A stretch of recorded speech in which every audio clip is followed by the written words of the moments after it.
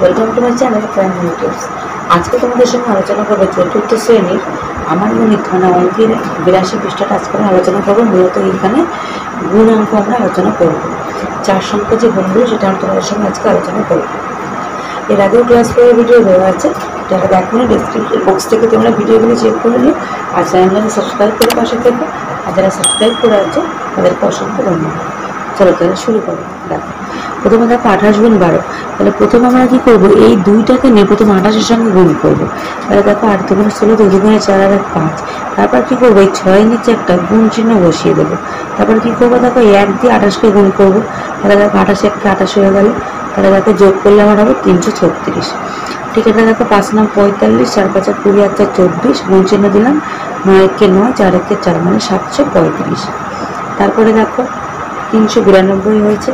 এবার দেখো 5 দুগুণে 10, 5 5 25 আর 1 26, গুণ চিহ্ন দিলাম 2 5, তাহলে 0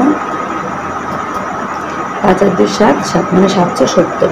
তারপর দেখো 9 0 0 6 9 54, গুণ চিহ্ন দিলাম 1 0 0 6 1 6।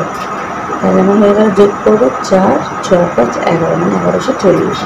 তারপর দেখো 8 দুগুণে 16,